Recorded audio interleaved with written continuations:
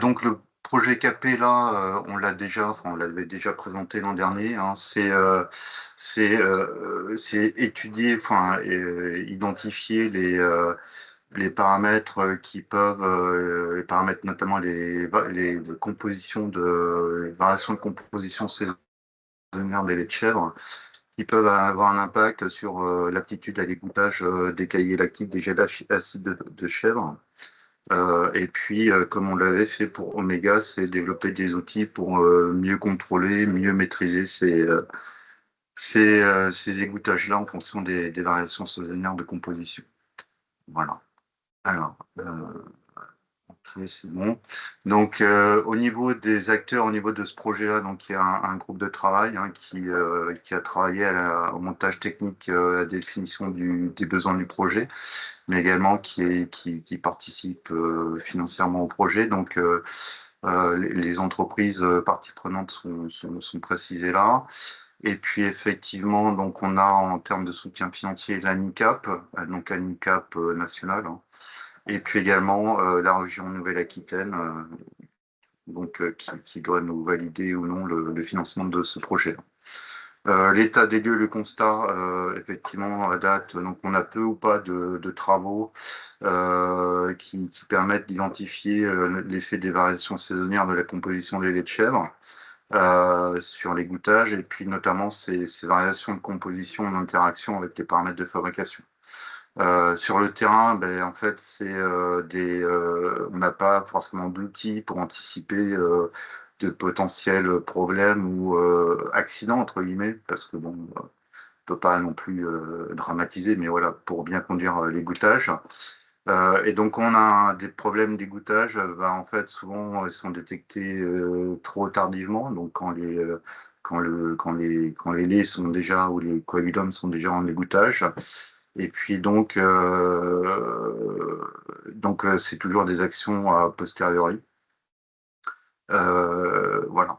Donc au niveau de on va dire en termes de production, ça se traduit par souvent des organisations, des retards au niveau de la production, des pertes matières et nécessairement des pertes de revenus pour les entreprises. Et on peut également avoir des impacts sur la qualité des produits finis, donc tant au niveau de la stabilité microbiologique que de on va dire, la stabilité ou la satisfaction sensorielle au niveau vis-à-vis des consommateurs. Donc les objectifs qui ont été définis avec les entreprises de ce groupe de travail, c'était fournir aux opérateurs de terrain des leviers et des outils pour anticiper, mieux conduire l'égouttage et maîtriser l'égouttage de ces cahiers lactiques. Et donc pour ça, en fait, on a plusieurs livrables, hein, enfin plusieurs axes de travail.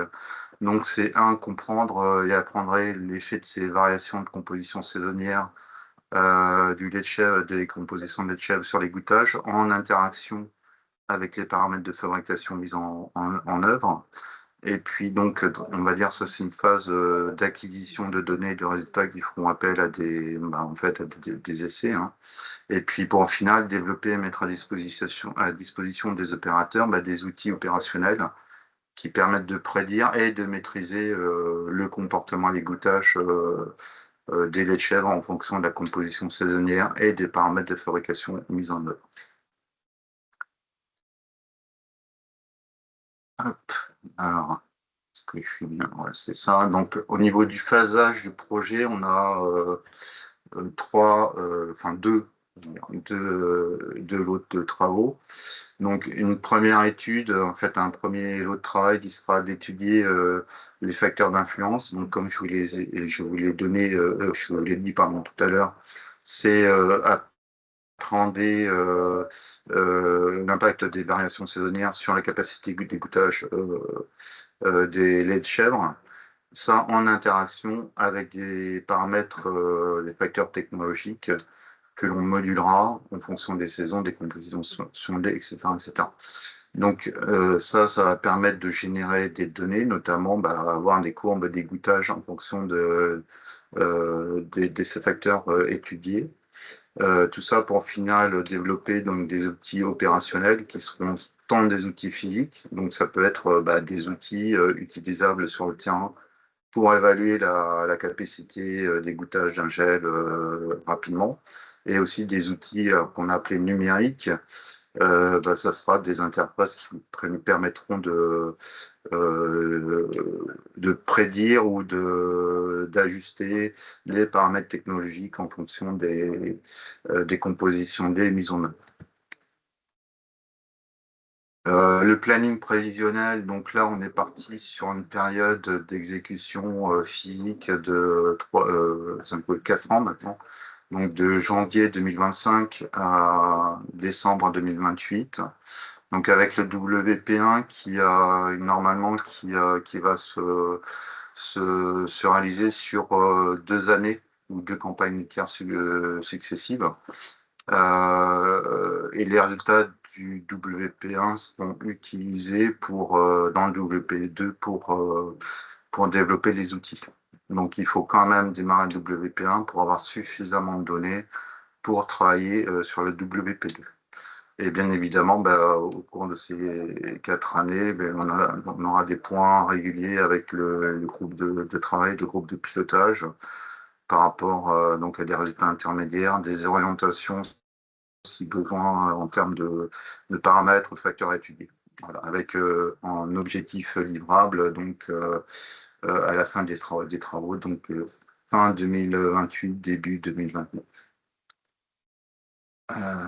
Alors, les méthodes et outils que l'on va utiliser plus spécifiquement pour conduire cette étude, donc c'est donc l'outil PIFID dont on parlait au tout début de Mitty dans la présentation d'Actalia. Donc c'est un outil qui permet d'appréhender enfin pas d'appréhender, de caractériser assez finement les courbes d'égouttage de gel acide, soit donc sur des courbes d'égouttage sur des matériels type filtre berge, mais aussi sur de l'égouttage que nous on appelle spontané, donc ce qu'on peut obtenir quand on fait des égoutages en moule. Voilà. Donc l'intérêt, c'est qu'on obtient des courbes d'acidification, des courbes d'égouttage que vous avez sur votre droite là. Donc là pour 2 laits différents, donc la quantité de sérum égoutté en fonction du temps, avec une capacité maximale, mais également une cinétique. Voilà. Et l'intérêt aussi, c'est qu'on peut récupérer les cahiers et sérums issus de ces égoutages-là pour déterminer les pertes matières. Voilà. Ensuite, au niveau des facteurs identifiés dans cette étude-là, donc il y a plusieurs facteurs identifiés. Donc, ce qu'on a appelé nous profil système. Donc, c'est surtout lié avec le type ou le mode d'alimentation du troupeau. Donc, on a retenu deux types de systèmes ont été retenus. Des alimentations, alors ce qu'on a appelé type AOP. Donc, c'est en fait des alimentations où on a beaucoup de fibres dans la ration. Et puis des alimentations des systèmes dits conventionnels. En fait, c'est surtout des bases très énergétiques, en silage complété avec des fibres et des correcteurs azoteux. Voilà. L'autre facteur, et un des principaux facteurs identifiés, c'est le facteur variation saisonnière. Donc, avec 3 stades identifiés ou 3 saisons, donc saisons clés pour les entreprises, avril-mai, fin août, début septembre et novembre-décembre. Et comme je vous l'ai dit tout à l'heure, donc ces variations saisonnières seront étudiées sur 2 campagnes laitières successives, sachant qu'idéalement, donc après avoir discuté avec notre personne référente au sein d'Actalia sur les plans d'expé, idéalement, pour ce type d'études, 3 campagnes laitières seraient un idéal. Mais bon, il faut composer avec les budgets. Voilà. Voilà. Et ensuite, au niveau des facteurs technologiques ou itinéraires technologiques, donc il y a 2 itinéraires qui ont été retenus. Un itinéraire dit les crus et un itinéraire dit les pasteurisés. Et pour chacun de ces itinéraires-là, il y aura différents facteurs qui seront étudiés. Alors, par exemple, pour l'itinéraire des crus, il y aura l'âge des lieux mis en œuvre. Donc, pour les itinéraires lait cru, ça sera des laits de 4 traites, donc de 48 heures minimum, qui sera étudié uniquement, enfin, surtout sur les systèmes dits AOP. Et puis, technologie lait pasteurisé, en fait, on aura des laits de traite, de 72 heures, plus 2 jours de repas à 4 degrés pour effectivement euh, reproduire ce qu'on peut observer sur le terrain. Ça, c'est pour les âges de lait. Et après, là, c'est pour les paramètres de fabrication technologique. Donc, il y a un certain nombre de paramètres qui ont été retenus, tant pour les itinéraires lait cru que pour les itinéraires lait pasteurisé. Donc, en lait cru, par exemple, on a 7 paramètres étudiés, donc qui seront étudiés à chaque saison, chaque période, pour chaque système d'élevage ou chaque système de conduite. Donc, il y a notamment, par exemple, la température d'acidification, l'ajout de calcium, le pH et l'égouttage ou les modalités d'égouttage. Donc, tout ça, au total, ça nous fait un plan d'essai optimisé qui représente donc 8 essais ou 8 modalités testées par période de lactation, ce qui fait au total 24 modalités testées à chaque campagne laitière. Et donc, si on fait sur 2 campagnes laitières, 48 modalités testées qui permettront d'identifier ou euh, d'identifier les interactions, variabilité de lait et impact des paramètres technologiques. Voilà. Pour les pasteurisés, c'est la même chose, hein, sauf que là, on a retenu 8 paramètres différents. Je ne sais plus, oui, notamment c'est sur le paramètre traitement thermique, hein, on a deux valeurs différentes. Donc pour les plans, les itinéraires lait pasteurisés, on aura 11 essais par période, donc ce qui fait 3 essais par campagne laitière. Sur 2 campagnes laitières, ça nous donnera 66 réponses, observations qui seront utilisées pour la construction des modèles. Voilà. Donc ça, c'est le dispositif expérimental donc qui met, voilà, on retrouve donc les périodes auxquelles sont faits les essais, pour chaque type de système, les nombres d'essais. Voilà, ça sur les 2 années, et puis voilà, pour chaque on va dire, stade de prélèvement, chaque période de caractérisation, euh, le type de fourrage que l'on aura à faire, enfin à tester. Voilà. En données de sortie, donc on aura donc un peu plus que des courbes de l'égouttage, hein. On aura une caractérisation très fine des laits mise en œuvre, donc tant sur les laits crus, donc collectés, que sur les laits pasteurisés. Également, on aura pour tous les essais réalisés un suivi, un relevé des cinétiques d'acidification qui pourront nous être utiles pour peut-être expliquer certains phénomènes qu'on pourrait observer. Donc, bien entendu, les cinétiques et capacités d'égouttage à l'aide du PIFIL. Et puis, comme je vous l'ai dit tout à l'heure, sur les lactosérums et les caillés, les compositions physico-chimiques des laits caillés, des lactosérums et caillés, qui me permettra de déterminer les pertes matières de récupération et rendement fromage.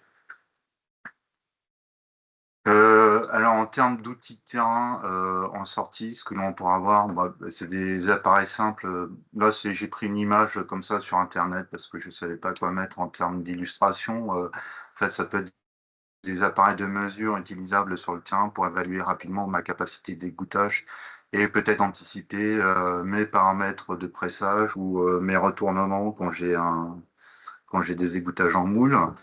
On pourrait également avoir, ça c'est pour des abacs, c'est-à-dire qu'en fonction de mes compositions de lait, est-ce qu'il faut que je modifie ma température de coagulation, mes doses de présure ou mes types, alors pas mes types de ferments ou mon pH d'égouttage. pour obtenir ma cible extra sec au bout d'un certain temps d'égouttage. Et puis également, ce qu'on peut avoir, c'est ce dont je vais vous parler tout à l'heure, c'est une interface web interactive, comme ce qui a pu être développé pour Omega, c'est-à-dire en fonction de je rentre mes données de composition de lait, mes paramètres de technologie de fabrication, et j'obtiens, on va dire, une cinétique d'égouttage, et je vois comment ça peut se comporter par rapport à une cinétique témoin ou une cinétique de référence. Voilà. Donc voilà, donc le projet, comme je vous l'ai dit, pour l'instant n'est pas démarré. Je tenais justement à rassurer les entreprises qui font partie de ce groupe de travail. Donc ce projet est toujours d'actualité, mais nous attendons la validation, l'aval de la région pour débuter. Voilà. Donc si vous avez des questions, n'hésitez pas par rapport à ce projet-là.